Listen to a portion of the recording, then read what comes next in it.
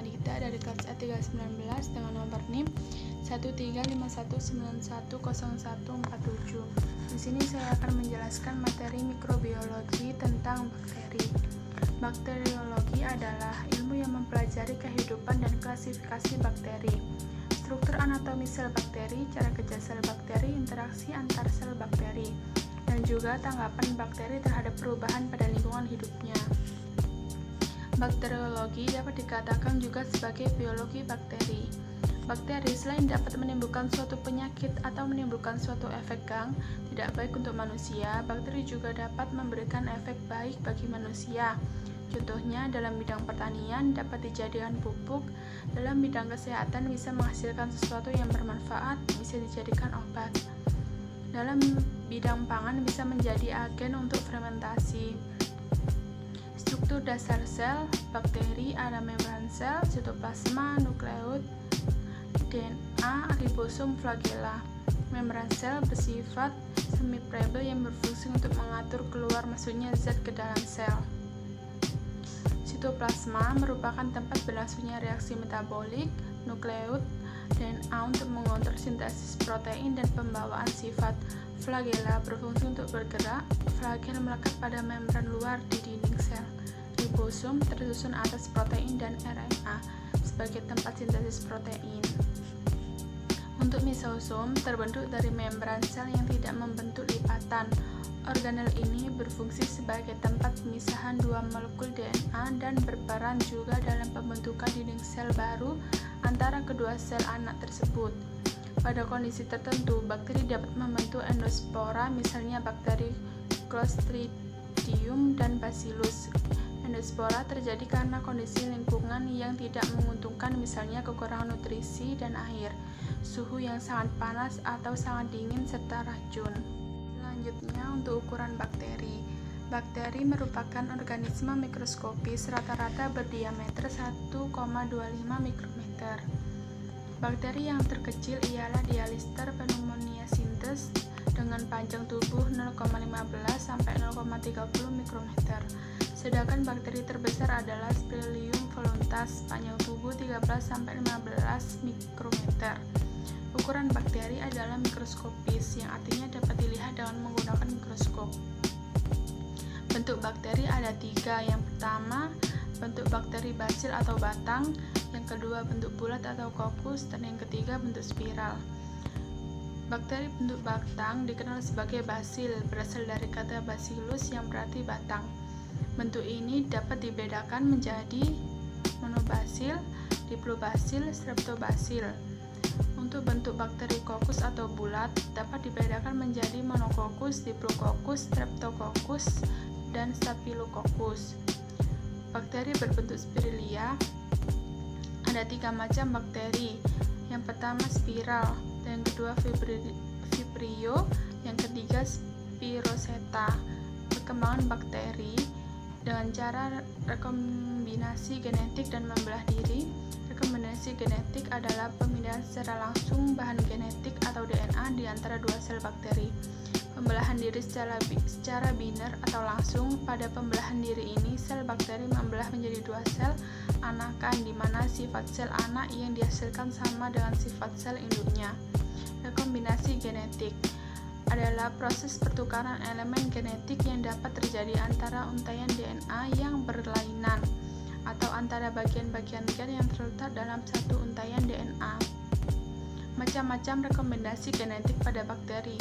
Yang pertama, transformasi merupakan perpindahan materi genetik DNA dari sel bakteri yang satu ke sel bakteri yang lain. Transduksi adalah pemindahan materi genetik bakteri ke bakteri lain dengan perantara virus. Yang ketiga, konjugasi adalah bergabungnya dua bakteri dan dengan membentuk jembatan untuk pemindahan materi genetik.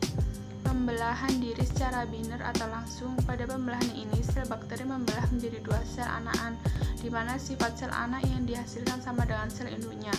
Pergerakan bakteri dapat bergerak dengan menggunakan flagel.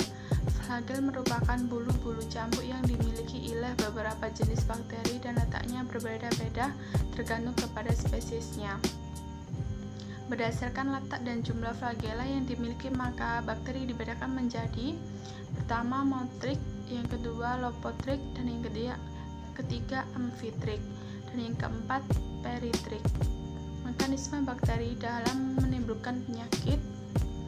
Invasi merupakan kemampuan dari bakteri untuk menyerang dan menyebar. Toksigenitas merupakan kemampuan dari bakteri dalam berbentuk toksin. Toksigenitas terbagi menjadi dua, yaitu eksoksin dan endoksin. Eksoksin dihasilkan oleh bakteri yang masih hidup, dikeluarkan dari tubuh bakteri ke sekelilingnya. Endotoksin merupakan bagian utama dinding sel bakteri gram negatif. Toksin dihasilkan oleh bakteri-bakteri yang telah mengalami lisis atau setelah bakteri tersebut hancur. Selanjutnya, macam-macam bakteri. Berdasarkan sumber oksigen yang diperlukan dalam proses respirasi, bakteri dikelompokkan sebagai bakteri aerob, yaitu bakteri yang menggunakan oksigen bebas dalam proses respirasinya. Bakteri anaerob, yaitu bakteri yang tidak menggunakan oksigen bebas dalam proses respirasinya. Berdasarkan kebutuhan terhadap oksigen, bakteri dikelompokkan menjadi 3. Yang pertama, bakteri aerob obligat, yaitu bakteri yang hanya dapat hidup dalam suasana oksigen. Dan yang kedua, bakteri anaerob obligat, yaitu bakteri yang hanya dapat hidup dalam suasana tanpa oksigen. Dan yang ketiga, bakteri anaerob fakultatif, yaitu bakteri yang dapat hidup dengan atau tanpa oksigen. Berdasarkan cara memperoleh makanannya, bakteri dapat digolongkan menjadi dua golongan, yaitu heterotrof dan autotrof. Bakteri heterotrof, bakteri ini hidup dengan memperoleh makanan berupa zat organik dari lingkungannya, karena tidak dapat menyusut sendiri zat organik yang dibutuhkannya. Bakteri heterotrof yang bersifat saprofit merupakan bakteri yang mendapatkan zat organik dari sampah, kotoran, bangkai, dan juga sisa makanan. Bakteri ini menguraikan zat organik dalam makanan menjadi zat anorganik, yaitu CO2, H2O, energi, dan mineral. Di dalam lingkungan, bakteri pembusuk ini berfungsi sebagai pengurai dan penyedia nutrisi bagi tumbuhan. Sedangkan dalam usus manusia terdapat juga bakteri yang hidup secara saprofit atau menguraikan serat-serat pada makanan, dan menguntungkan adalah bakteri Escherichia coli. Bakteri heterotrof yang bersifat parasit merupakan bakteri yang merugikan baik pada manusia, hewan, maupun tumbuhan.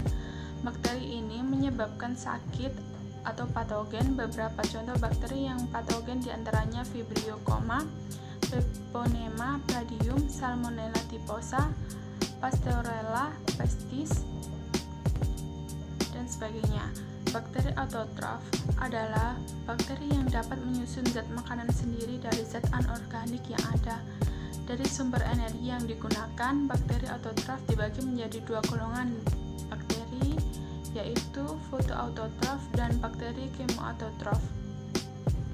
Bakteri fotoautotrof yaitu bakteri yang memanfaatkan cahaya sebagai energi untuk mengubah zat anorganik menjadi zat organik melalui proses fotosintesis, contohnya bakteri hijau dan bakteri ungu. Bakteri kemoautotrof yaitu bakteri yang menggunakan energi kimia yang diperoleh pada saat terjadi perombakan zat kimia dari molekul yang kompleks menjadi molekul yang sederhana dengan melepaskan hidrogen, contohnya Nitrosomonas, Nitrobacter, dan Nitrococcus. Sekian penjelasan materi bakteri dari saya. Mohon maaf bila ada salah kata. Terima kasih. Wassalamualaikum warahmatullahi wabarakatuh.